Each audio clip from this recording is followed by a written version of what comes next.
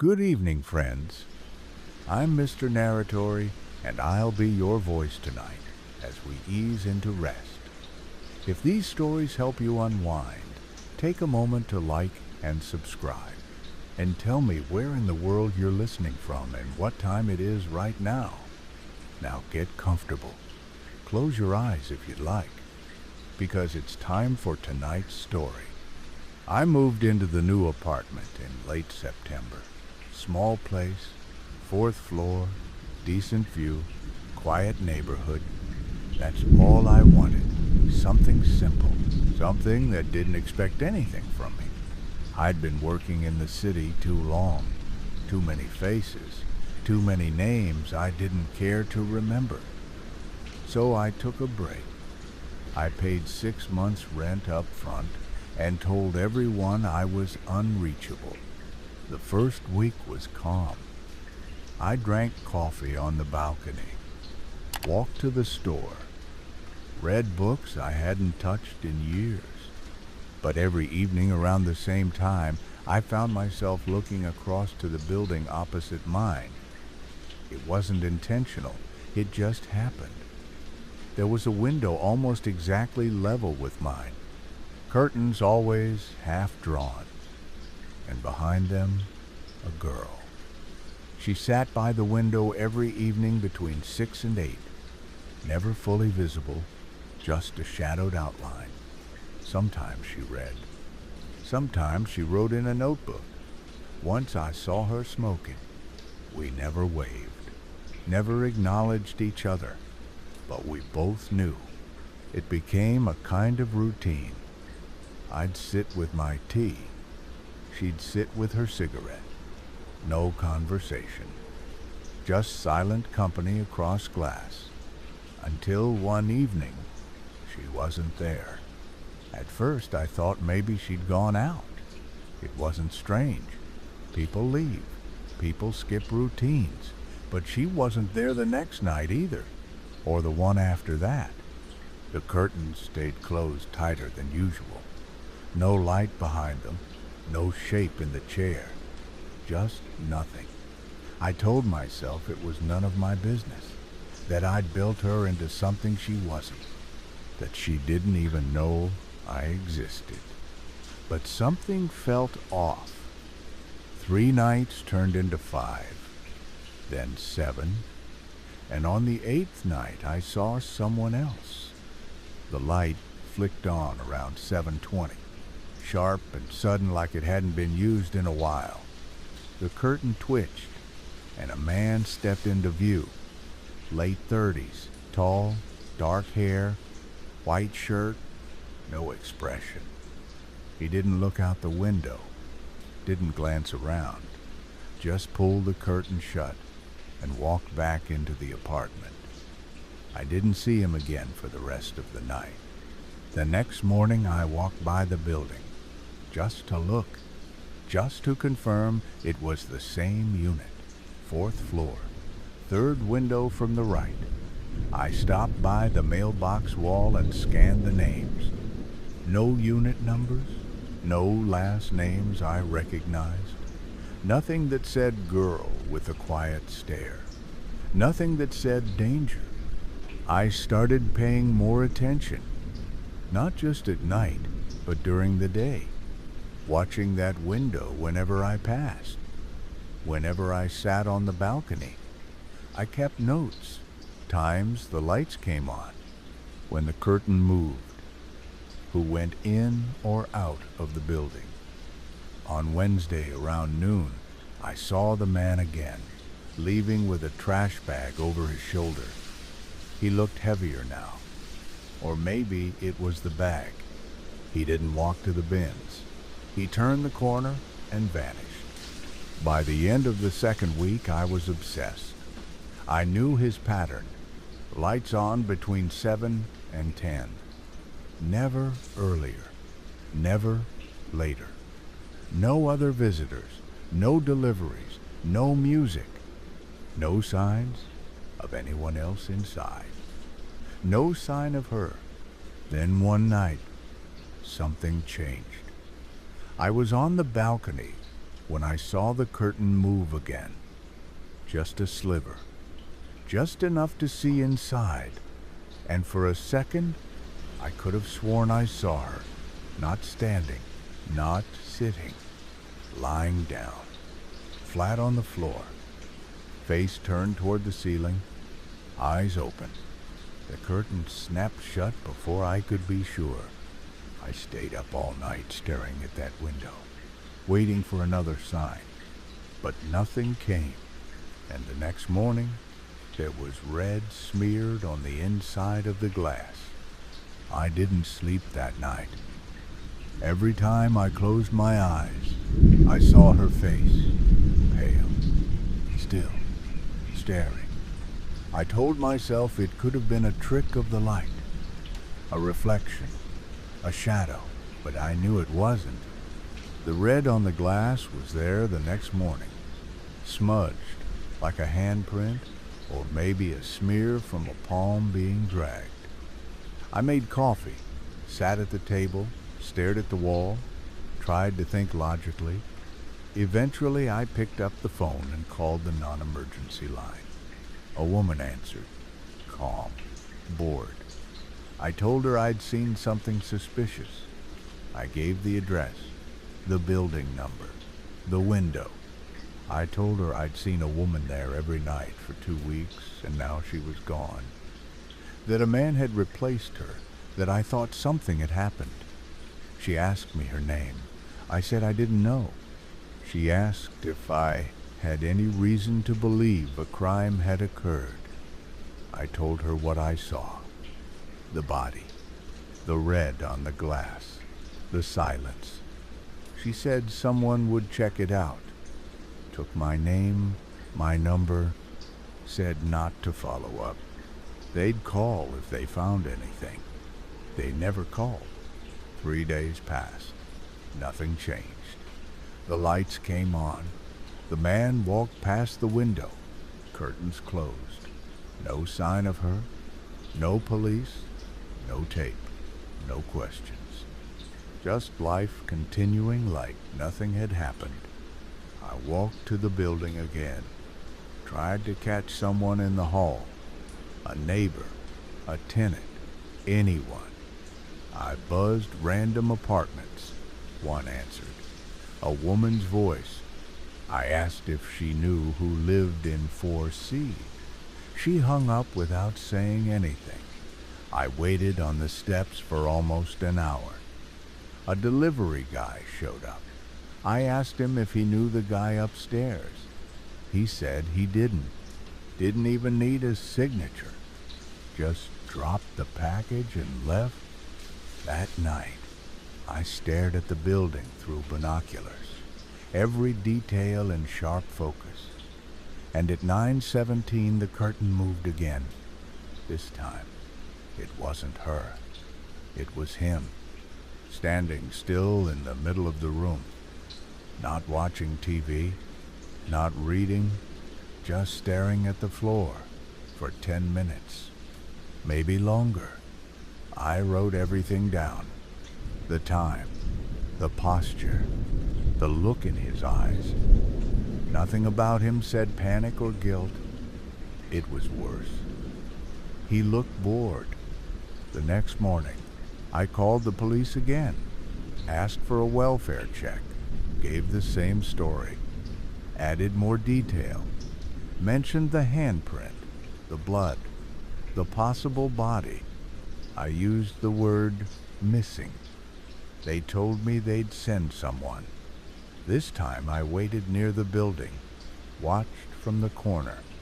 An officer arrived around noon, knocked, waited. The man opened the door, let him in. 5 minutes passed, then 10. Then the officer walked out alone.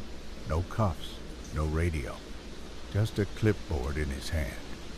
I caught him on the steps, told him I was the one who called, asked what he found.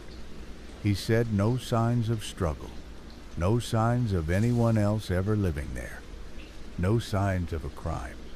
He said the man's name was Thomas Gray, and According to every record in the system, that apartment had only ever had one tenant. I couldn't let it go. I tried. I told myself the police had done their job, that maybe I was wrong. Maybe she never existed. Maybe I'd imagined the routine, the quiet moments across the glass. But I knew what I saw. The shape of her shoulders, the way she held her cigarette, the look on her face the night she wasn't sitting up anymore. I stopped trying to explain it to anyone else. I just started digging. I went back through every photo I'd taken since I moved in. I always had my camera near the balcony. The view was good. I'd taken dozens of shots during sunset, some with that window in the background. I opened each one, zoomed in, looked at the patterns, the lighting, the shapes behind the curtain, and in two of them she was there, faint but clear. In the corner of the frame, face turned slightly toward the window. A shape of a figure, shoulders, hair, a lit cigarette between two fingers. I ran the images through software, cleaned them up, boosted contrast, and there she was. Her eyes were looking directly at my camera, not once, twice, like she knew I was watching, like she wanted me to remember. I compared the timestamps. One photo taken on a Tuesday, the other 3 days later, and then none.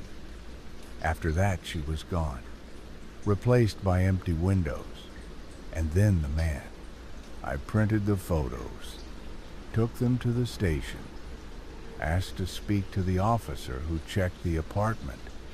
They wouldn't let me, said the case was closed, no cause to investigate. I showed the photos.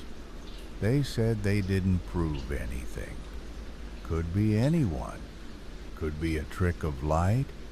Could be old tenants. I asked for the records on that unit. They said it wasn't public information. I asked if they had any reports of missing persons matching her description. They said no. Back home, I sat with the photos spread across the table. My notes, my time logs, everything pointing to her, to what I saw, to what they were ignoring. And then I noticed something else. In one of the photos, she wasn't looking at me. She was looking past me. I turned slowly toward the hallway. Nothing. Silence. But something shifted in the air. A weight I couldn't name. I turned back to the photo, zoomed in again, focused on her pupils. Enlarged the image until it blurred. Then sharpened it. There was a reflection in her eyes. It wasn't my building. It wasn't my window. It was a man standing behind her, holding something, and she was already afraid. I couldn't let it go. Not after what I saw, not after the reflection. That wasn't imagination. That wasn't a shadow or a shape made by blinds. It was a man, his arm raised, something in his hand, and the look on her face told me everything. I knew what I saw, and I knew no one would believe me. So I stopped trying to convince anyone. I started looking into him instead. Thomas Gray, the name the officer gave me. I ran it through public records, phone listings, credit databases. Most of it was dead ends, too common, too many hits. But after a few hours, something pinged. An address. Registered utilities, same name, different city. About 90 minutes south. A basement apartment under a different name, T. Gray. Same birth year, no forwarding address. but a recent spike in electricity usage logged just 3 weeks ago. I copied everything down. I drove there the next morning, told myself I was just going to look, nothing more. Just check the mailbox, see the building, maybe talk to the landlord. When I pulled up, the place looked forgotten. Gray brick, rusted gate, one flickering hallway light barely holding on. The mailbox labeled Unit B didn't have a name, just a sticker peeling off the metal. I walked around the side, found the basement window, curtains drawn, but light flickering inside. TV glow, faint. I stood there longer than I should have, watching, listening, nothing. I was about to leave when I saw something in the window. Not movement, not a face. A photo taped to the inside of the glass, faded, curled at the edges, but I recognized it immediately. The girl from the apartment, sitting in that same chair, looking out the window. Her eyes caught on something in the distance. Her mouth slightly parted, like she was about to speak. Below the photo were words scribbled in pen, just 3. She sees me. I stepped back, heart racing. I didn't knock, I didn't call. I just stood there staring at the image, trying to figure out if I was meant to see it, if this was left for me, a message, or a warning. When I turned to leave, I noticed something stuck in the crack of the basement door. A matchbook. Tucked in halfway, I pulled it out. The front was blank. But inside, someone had written an address. It was local, in my city. A neighborhood near the industrial edge, warehouse district, abandoned spaces. No apartments, no houses. Just long stretches of concrete and locked gates. I drove straight there. The building was hollow, boarded windows, no lights, but the side door was unlocked. Inside it smelled like dust and bleach. A single chair sat in the center of the room, and nailed to the wall behind it was a photo. The same girl, but not looking out the window, looking straight at me. I stood in that room longer than I should have. The air was cold, but I was sweating. The photo on the wall wasn't new, but it hadn't been there long either. The edges were clean. The ink hadn't faded. Her expression was different in this one. No fear, no confusion, just flat. Like she'd already accepted something. The kind of face someone wears when they've stopped fighting. Under the photo was another note. Small. Written in the same pen as the matchbook. It said one more. Then it's over. I looked around the warehouse. Empty walls. Cracked floor. One chair. One bulb above it, swinging slightly like someone had just walked away. I started checking the walls, looking for doors, seams, anything. It didn't take long. Behind a stack of plywood sheets in the corner was another door. Not big, no knob, just a hole where the lock used to be. I pushed it open. The smell hit me first. Old metal, damp paper, something else. Like glue and sweat. The room was tight, no windows. One desk pushed against the far wall. A camera on a tripod, off, covered in dust, but still aimed at the middle of the floor. And on the floor were lines of tape, markers, like stage positions. On the desk were more photos, piles of them, some recent, some old, different women, always in the same chair, same warehouse, same expression, most of them looking away, a few looking straight into the lens. One of them was her, my neighbor, the girl from across the glass. But this time, her hands were tied, her mouth taped, her eyes open, frozen. I couldn't breathe. I kept flipping through them. Everyone worse than the last. Some had notes written on the back, times, dates, phrases.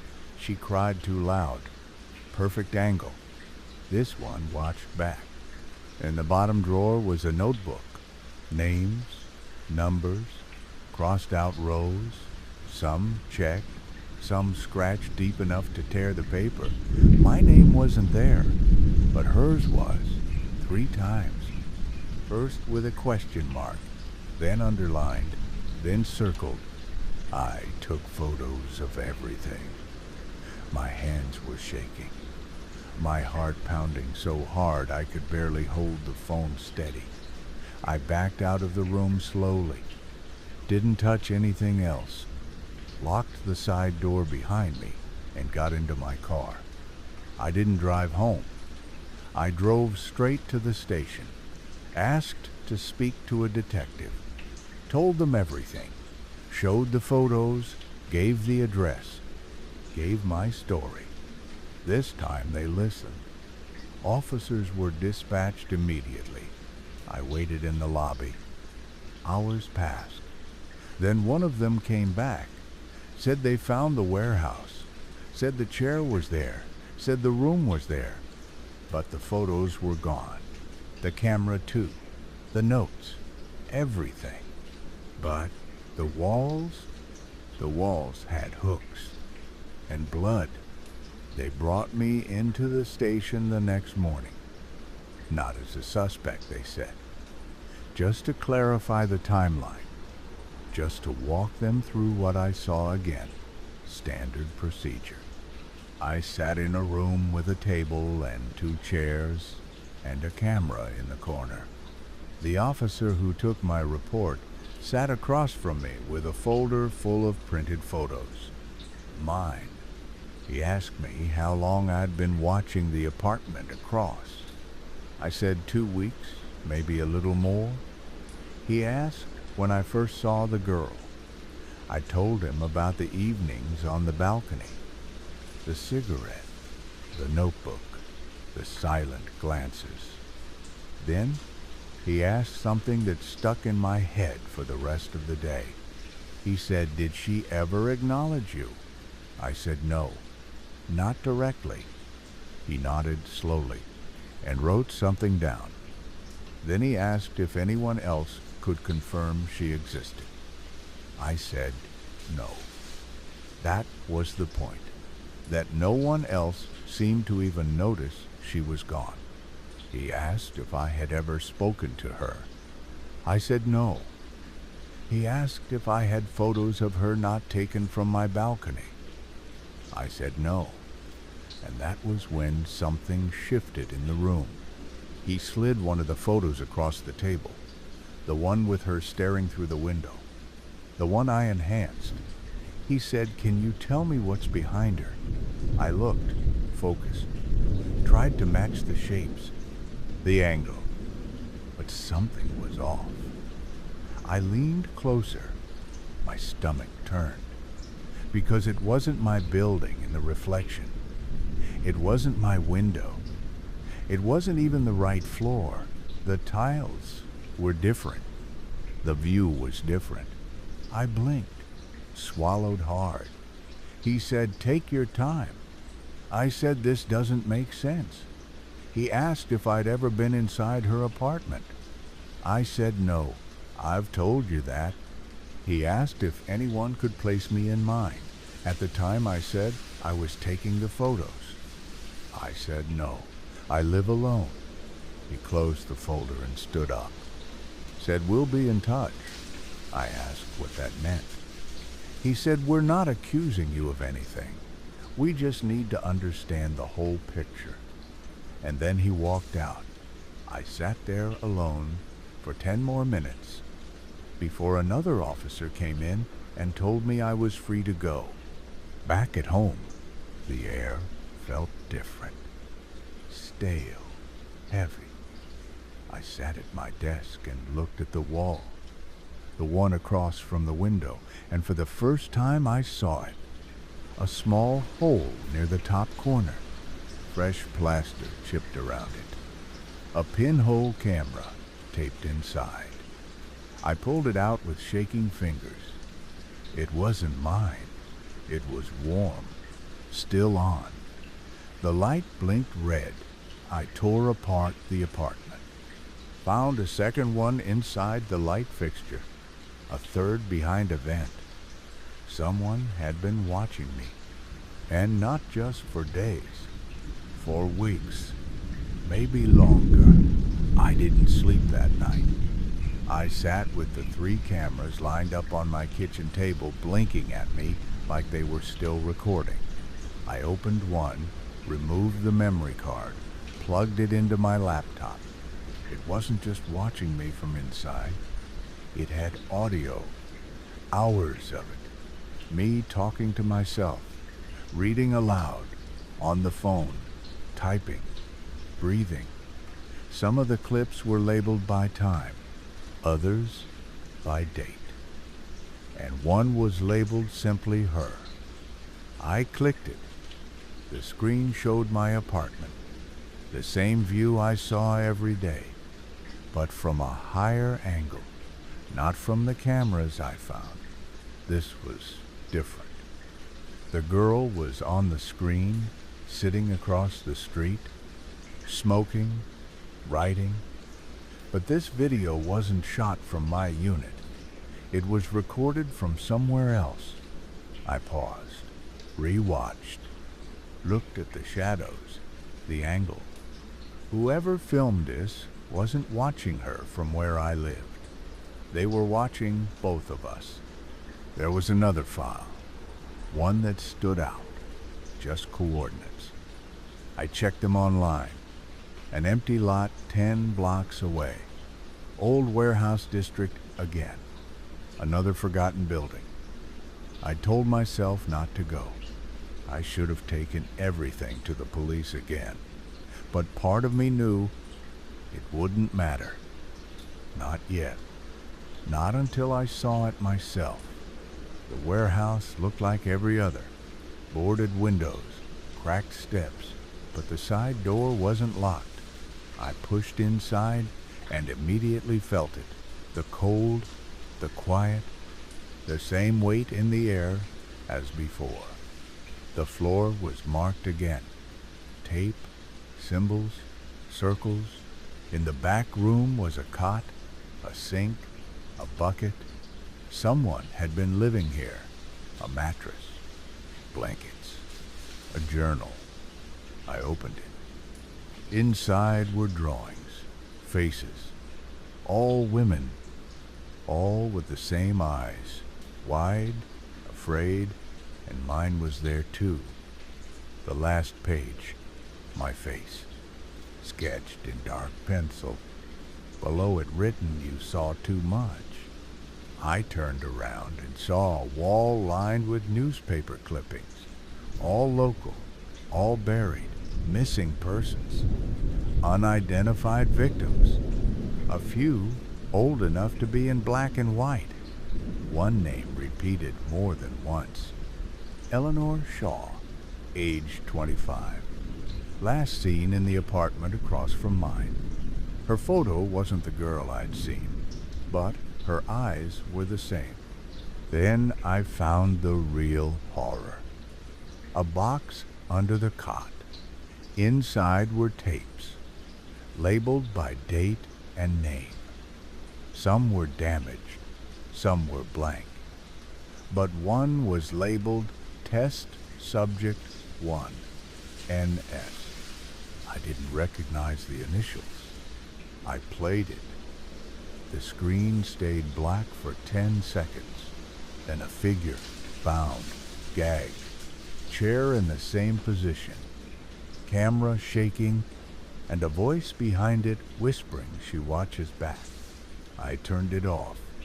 Outside, I could hear footsteps, slow, careful, coming from the alley. Whoever filmed these wasn't done. I didn't wait to see who was coming.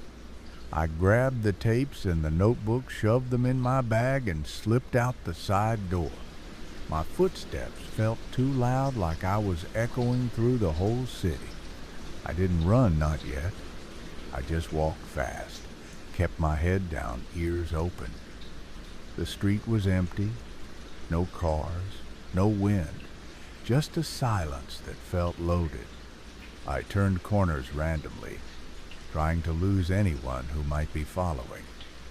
I thought I made it home clean. I triple-locked the door, pulled the blinds shut, and set the bag on the table. My hands were shaking so bad I couldn't unzip it. I left it and went to the bathroom to wash my face. That's when I saw it. Another hole, tiny, drilled just above the mirror. I stared at it for too long. My breathing slowed. My reflection felt like it was looking back at me, not copying me, but watching. I left the bathroom, grabbed a hammer from the closet, and tore through the drywall. 2 more cameras, buried, wired into the frame. This wasn't just surveillance, it was obsession. Then the lights went out. Not the city, not the block, just my unit. I grabbed my phone, but the battery was dead, even though it was charging all night. I moved to the kitchen, grabbed the flashlight from the drawer, turned it on, and found the front door open, just a crack. But I had locked it. I know I did. I stepped toward it slow, then faster, then slammed it shut, locked it again. Deadbolt, chain, everything. And then a voice behind me said, "You shouldn't have looked." I turned. He was standing in my hallway. Not the man from the station, not someone I'd seen in the window, but him. I knew it. The man behind the lens, calm, pale, hair combed too neat, shirt tucked in, like he came from church. He held something in his hand, a phone, playing audio. My voice, recorded, saying her name over and over like I was dreaming it. I stepped back, asked what he wanted. He said, "I already have it." I asked who she was. He said, "She was the beginning. You're the ending." He stepped forward. I ran out the fire escape, down the alley, through side streets until my lungs burned. I didn't go home. I didn't call the cops. I went to the only place that still felt safe, the station. This time I didn't ask. I demanded. Told them he was in my apartment, that he knew everything, that he'd been filming me, filming all of them. I showed the tapes, the journal. They brought me into a room, took the evidence. Then they left me alone. 20 minutes passed. When the door opened, a detective walked in, calm, folder in hand. Said they'd reviewed the tapes, the journal, the coordinates. Said it was serious, said they would handle it. Then he asked me a question I didn't expect. How long had I known Thomas Gray personally? I said I didn't. He looked at me for a long time, then opened the folder. Inside was a photo of me, sitting on the balcony, staring through the camera. And on the back of the photo was written in my own handwriting, Subject 3. I stared at the photo for a long time. The edges were curled like it had been handled too many times. My own face, blurred slightly. Eyes locked on something across the street. I asked the detective where they got it. He said it was tucked inside one of the walls in the warehouse. I said it wasn't mine. He said it was written in my handwriting, that maybe I'd forgotten. I asked if they were accusing me. He said no. But that something wasn't adding up. He left me alone again. This time longer. I sat in that room and started questioning everything. Every detail. Every moment. The night she disappeared. The first night I noticed her. The time I saw the red on the window. All of it. Was it real? Was it mine? They let me go around dawn. Said they had more to process. Told me not to leave the city. I didn't go home. I couldn't. I took a cab to a motel on the other side of town, paid cash. I checked the bag of tapes again. One had fallen behind the others. A black cassette, unlabeled, not dusty, recently touched. I knew I shouldn't watch it. I knew whatever was on it would be worse than everything before. But I needed to know. I borrowed an old player from the front desk, locked the door, closed the curtains, inserted the tape. Static at first. Then an apartment, not mine, similar. A chair, a tripod, a voice behind the camera, breathing, no speech, just movement. Then the door in the video opened, and I stepped in. Not someone who looked like me. Me, same jacket, same shoes, my bag, my watch. I sat in the chair willingly, looked at the camera, smiled, then said begin. The video glitch, cut to a new frame. Now, the camera was handheld, moving through an alley, following someone. The girl, she turned, saw the lens, screamed, cut again. The same basement, she was tied to the chair, crying. The camera circled her, slow, cruel, then stopped on her face.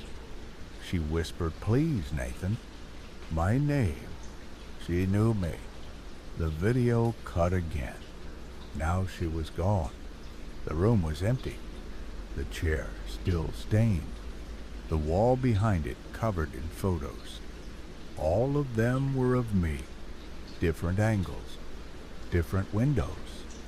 All labeled Subject 3. Then, the last frame. A photo of the man. The one I'd chased. The one I'd seen. And the caption below it said, Observer 2. Then, it all went black. The tape clicked, ejected itself. I sat on the bed shaking. My name was written on every label. My handwriting on the matchbook. The photos. The journal. I wasn't watching her. I was watching myself. And someone else was recording it all. The phone in the motel rang once, then stopped. A knock at the door, soft, rhythmic. I didn't move, didn't breathe. Then, a voice from the hallway. You forgot the ending. I opened my mouth to scream, but the lights went out.